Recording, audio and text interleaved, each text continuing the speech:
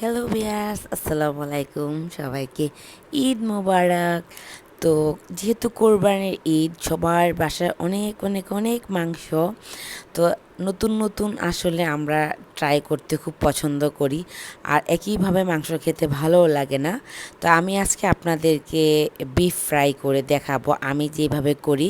এটা অনেকে বিফ ফ্রাইও বলে, বা অনেকে এটাকে কোরমা বলে, বা এরকম কিছু বলে, যাই হোক।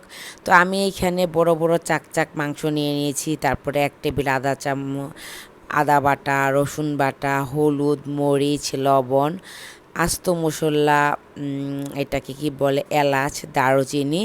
তারপরে আমি পরিমাণ মতো পানি দিয়ে দিব। এইখানে আমি কোনো তেলই ইউজ করব না, যেহেতু আমি এগুলো দিয়ে মাংসটা সিদ্ধ করে নিব।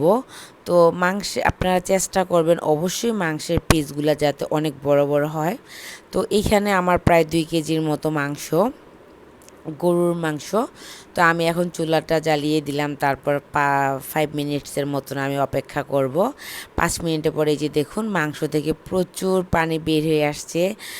তো সব কিছু মিলিয়ে সুন্দর একটা স্মেল আসছে। এই যে মাংসের চাক চাক মাংস, আপনারা চাইলে আরও বড় বড় নিতে পারেন। তো এই ঈদে কোরবানিতে যারা কোরবানি দেয়, একরকম একঘেয়েমি মাংস খেতে খেতে আসলে ভালো লাগে না। চাইলে আপনারা আমার মতো এইভাবে করে নিতে পারেন বিকেলে স্ন্যাক্স হিসেবে, বা এটা চাইলে পরবর্তীতে আপনারা রান্না করেও খেতে পারেন। তো অনেকে এটাকে মাংসের শুটকিও বলে। তো যাই হোক, আমি এখন এখানে ধনিয়ার গুঁড়া আর জিরের গুঁড়া দিয়ে দিব।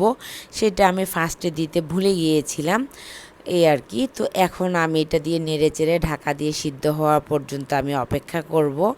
তো এই যে মাশাল্লাহ আমার একদম সুন্দরভাবে মাংসগুলি সিদ্ধ হয়ে গেছে। তো এখন আমি আরেকটু চুলার আঁচ বাড়িয়ে একদম মাখা মাখা করে নিব। তো ভিউয়ার্স, একটু ক্ষমা দৃষ্টিতে দেখবেন, এখন রাত 2:30 বাজতেছে, ভয়েস ওভার করতেছি। আসলে আমার পাশে অনেক কনস্ট্রাকশনের কাজ চলে, যার কারণে আমি ভয়েস ওভার করতে পারি না। তো এখন একটু ভয়েস ওভার করতেছি আর কি। তো এখন এই যে মাংসটা ভালোভাবে সিদ্ধ হয়ে গেছে। তো আমি এখন এখানে একটু গর্ত টাইপের যে কড়াইগুলি সেগুলো নিয়ে নিলাম, তাতে করে তেলটা একটু কম লাগে।